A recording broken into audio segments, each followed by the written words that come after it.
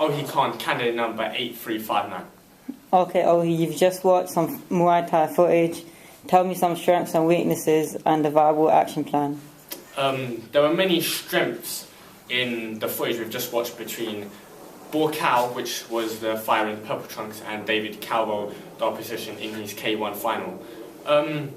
I picked out a lot of strengths in this fight, which were the liver punch, which ultimately won him the fight.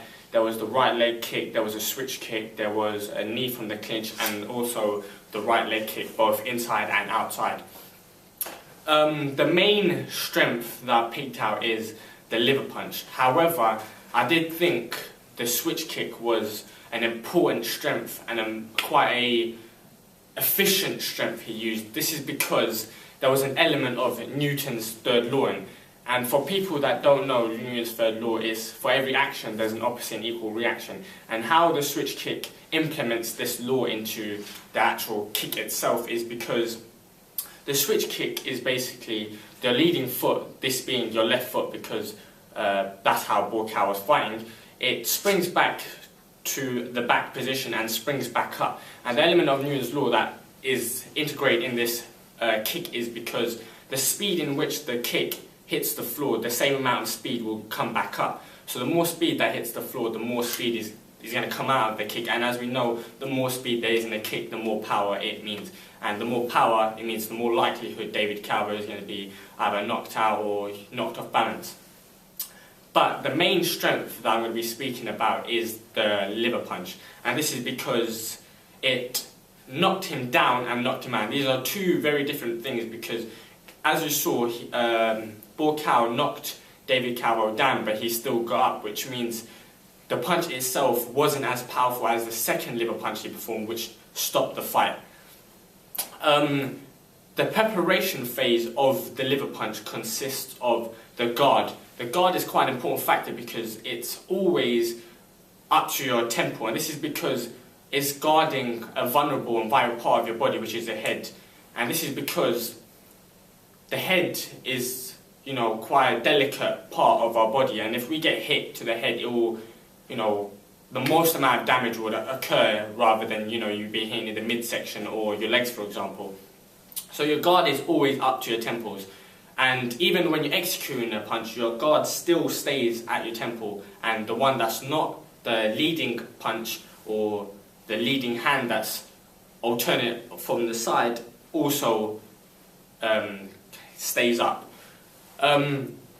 Another factor in determining whether the preparation phase of the liver punch was correct is the shoulder width apart from your legs. This is because it increases your base of support, and this is quite an important factor when the preparation phase is there, because the wider your base of support, it means more force from David Calvo would need to be applied in order to knock you down, for example. Whereas if Borcal was fighting in the K1 final with his legs quite close together, it basically means David Calvo would have to apply less force, and that less force would be a lot more efficient and it would knock him down a lot easier. Another preparation phase factor in deciding whether it's the perfect model is sideways on, and this is another important factor when deciding if it's good or not, because if you're sideways on, you're decreasing the area in which your opposition has to aim at. So Borcal did this, very well because he was sideways on and he allowed David Calvo to have a less of a target to aim at. Whereas if he was square on, then it basically means David Calvo has a lot of area to aim at and a lot more variety of strikes to use, for example. And the last factor from the preparation phase that we're talking about is on your toes. And this increases your agility. It basically means if you're on on your toes, then you can change direction a lot more quicker and dodge a lot more strikes. And also it helps your reaction time, which is a psychomotor ability, and it basically means if you're on the balls of your feet, you're ready to go. So when you see a strike coming at you, you can react quickly and get out of the way and let him miss his hit, and then you don't lose any points from this. Moving on to the execution phase of a liver punch, the most important factor when deciding if it's the perfect model or not is the extension of the arm at the elbow, which is a hinge joint as we know, at the triceps brachii. This basically allows a lot more power to be generated, a lot more speed, and it basically means the punch itself has a lot more chance of knocking him out. And as we saw in the fight, he did knock him down and he knocked him out, which we said are two very different things. Also, two factors are quite similar, but there's rotation of the balls of your feet and there's rotation of the trunk. Rotation of the trunk allows the punch to be a lot more powerful because a lot more speed is being generated. And this is the same principle as rotating the balls of your feet at your gastrocnemius. This allows the rotation to occur. It basically means a lot more speed and a lot more power is going to come out of the punch because you're rotating and a lot more speed is going to come out. It basically means there's going to be a lot more chance of you knocking him out. When we're talking about rest and recovery, this is basically the phase in which what happens after he's executed the liver punch. And as we saw in this fight, Buakaw was quite an aggressive fighter. He dictated the pace, he maintained the center of control of the ring, and this basically means that he's quite an aggressive attacking fighter, so he picked to be an attacking fighter. So his rest and recovery phase was, throwing a lot more strikes. So after the liver punch, he threw a lot more strikes. Although it didn't land because David Calvo fell on the floor, he still threw those punches just in case David Calvo still maintained upright and the punch would have landed. But however, you could have been a defensive fighter or you could have been a counter-attacking fighter, which will come on later on. When we're talking about overall efficiency, we mean that Buakaw, when he was fighting, the fight itself looked quite aesthetically pleasing. So it looked, good to watch. Whereas if you're watching, an amateur fight, for example, the punches and the flow of the actual movement itself will not be as good to watch. And also, Buakaw was fighting very fluently.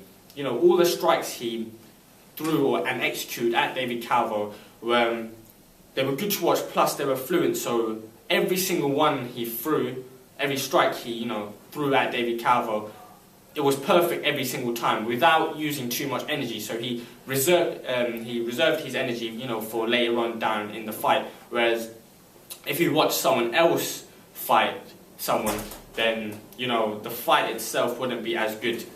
When we're talking about rest and recovery, when we're talking about end results, we're talking about what the kick actually does, for example. So when we're talking about the fight that we've just been watching, Buakaw versus David Calvo, we mean the end result was it was always good. The result of the liver punch knocked him down, knocked him out. The kicks I was talking about, which is a switch kick, the right leg kick, even the knee, for example, they all landed correctly and damaged David Calvo. So as the fight progressed, it became progressively easier to cause significant damage to David Calvo. Moving on to weaknesses, because this was a professional bout between David Calvo and Buakaw, there wasn't a lot of weaknesses. So what I've done is I've picked out parts of his fighting game that weren't up to the standard of his strengths. So what I've done is I've picked out his guard. As I said before in the preparation phase, his guard was quite good. But however, sometimes in the fight, he did drop his guard. He didn't maintain it, up to his tempo, as we said, and he kind of dropped almost to his clavicular head of the pectoralis major. So, that caused quite a bit of damage to him because he dropped the guard and he did get kicked in the head once, as I noticed, and he did get teeped, which is basically a front kick in Muay Thai. He got kicked to the midsection twice, whereas, if he had his guard, strong and his posture upright with his guard up to his temples, it would have, ensured that he wouldn't have got hit. As we said in the preparation phase about the guard and how, he should have kept it, in the preparation of his guard, what he missed out was the fact that he didn't have it up to his temple, and as I said, it was almost the top of his chest, which allowed David Calvo to kick or strike to his head. Another quite important part of his game that didn't meet the standards of his strengths was he didn't use his jab to full effect. And as we saw in this fight, he wasn't the tallest fighter compared to David Calvo, but he was in better physical shape, and he didn't use his jab to full effect. So what I advise Borcal, I thought he should have used his jab to a lot more effect to kind of enable more strikes to flow through. So if he does his jab quite often, it would allow more strikes to come up and come towards David Calvo. Whereas if in this fight he didn't use his jab, so it was a lot harder to distract the opposition, because also the jab works as a distraction. If you jab to someone's face, then they're aware that you're jabbing them, but then if you throw a low leg kick straight after, they're not aware that you're going to throw that leg kick, so the end result is going to be a lot more better. Moving on to fitness components for both strengths and weaknesses. There was a lot of strengths when we're looking at Borcal. There was power, there was speed, his cardiovascular fitness was great, there was muscular strength, there was muscular endurance, and power, as we saw in this fight, was his main component, because it knocked David Calvo out. Although he got back up, the referee stopped it, which means the power that came out through that liver punch won him the fight. So if he didn't have that power, the fight wouldn't have turned out the way it did. Muscular endurance was quite an important factor as well, because what muscular endurance is using voluntary muscles many times without getting tired. And what Borcal did was he fought hard in the first round, but although the fight didn't last long, he would have fought hard in the first round as he did in the last round, as he would have done in the last round. So basically he used his leg kicks. He was using his legs many times, the muscles in his legs, so the quadriceps group, the 4 muscles that are in the quadriceps. He used his arms quite a lot. So he used those muscles a lot of times without getting tired. As we saw, muscular strength was quite a good example of fitness component strength, because as we saw David Calvo going in the clinch, and what did Borcal do? He grabbed David Calvo, pulled him out of the way, and got a takedown, which means his muscular strength was a lot more superior than David Calvo. Also cardiovascular fitness, so he's exercising his entire body without getting tired for long periods of time.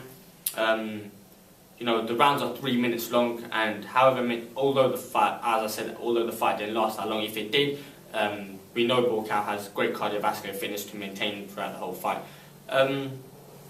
I picked out one fitness weakness, and that was coordination, mainly hand-eye coordination, because as we said in the weaknesses, he dropped his guard while executing a lot of strikes, which means whilst he's executing strikes, he doesn't really necessarily know where his hand placement is. So when he's throwing his leg kicks and stuff, his hands are still not by his temple, which means he's not he's unsure, and as I said, he's unsure of where his hands are while he's kicking or while he's throwing any other strikes.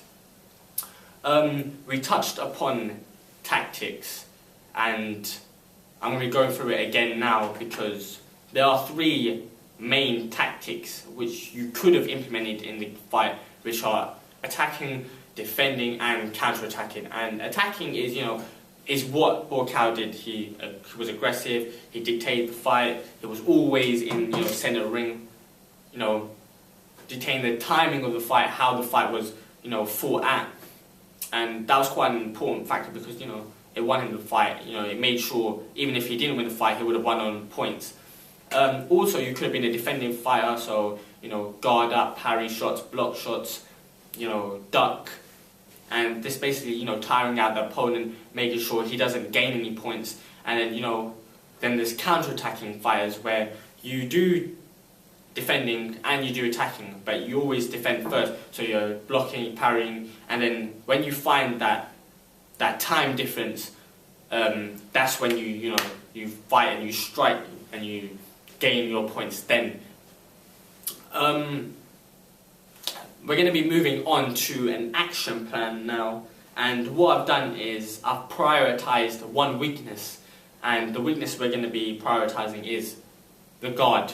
and as we said, the guard dropped. So we're going to try and fix this. And what we're going to do is we're going to have a 6-week program, and we're going to have 1-hour sessions 3 times a week.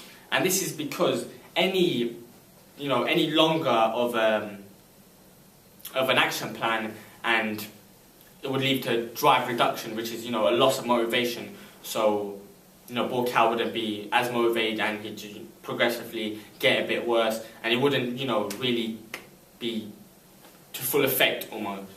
And any lower than that action plan we've set out is the fact that he won't learn as much, and he won't improve his guard.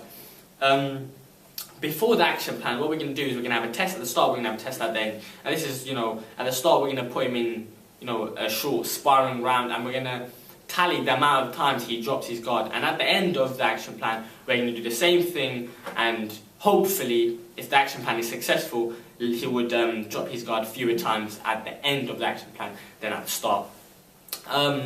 So we have a variety of exercises and some coaching points that we're going to really talk about. So the first exercise we're going to be talking about is shadowboxing, and this is just to get a kinesthesis feel of the actual guard itself. So we're going to get Ball Cow into a room, let him shadowbox, which is basically fighting and acting like there's an opponent there. We're going to get him to stand still, get him to throw strikes, make sure the guard is up, and then we're going to make sure every exercise gets progressively harder and progressively more intense. And this is progressive overload to ensure progress actually does occur, and the action plan is, so we make sure the action plan is successful and not unsuccessful. So after shadowboxing, we're going to get him up against a pad holder. So we're going to get him to throw some strikes, and we're going to get that pad holder to hit Ball Cow in the head every time he drops his guard. And this is to make sure Ball Cow knows when he drops his guard, and make sure he understands how he dropped his guard and stuff like that. And there's almost a kind of punishment that he gets if he drops his guard, so he kind of builds a moral program in to make sure, if my guard's not, I'm going to be hitting the head. So it makes sure that he knows that his guard is important and he needs to be up.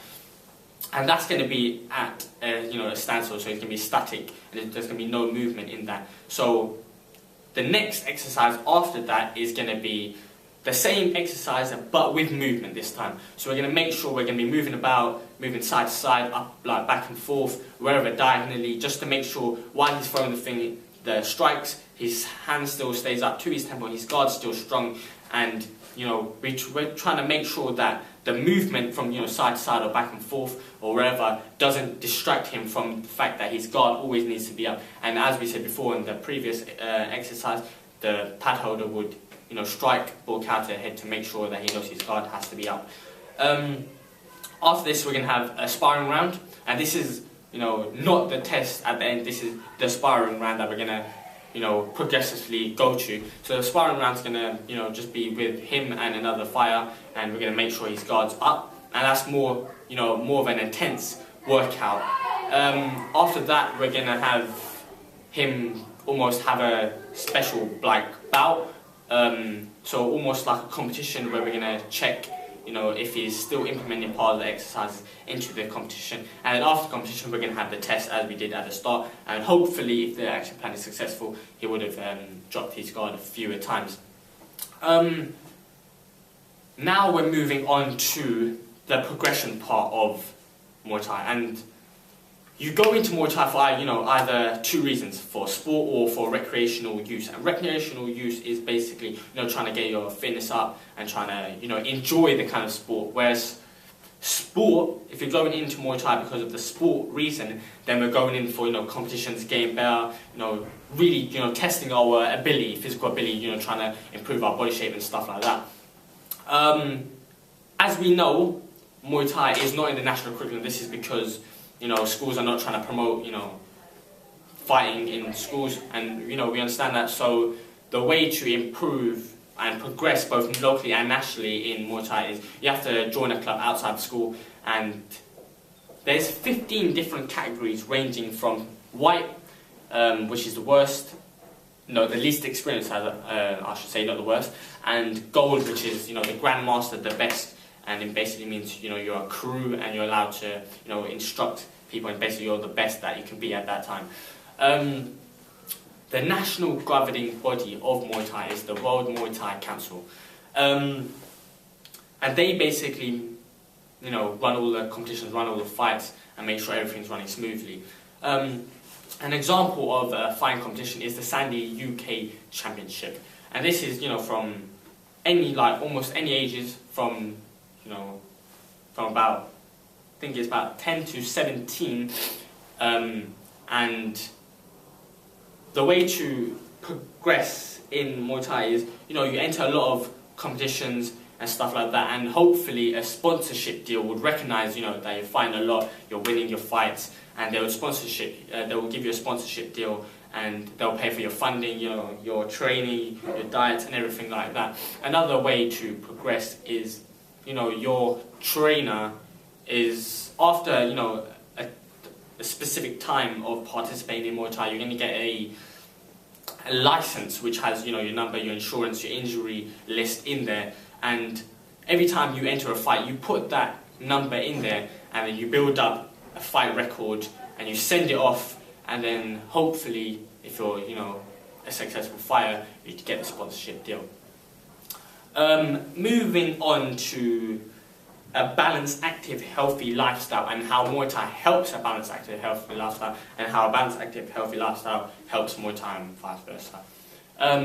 There's physical, there's social, there's mental, and there's personal benefits to Muay Thai. Physical, obviously, we're reducing the chances of, CHD by 50%. We're preserving bone density, which reduces the chances of osteoporosis.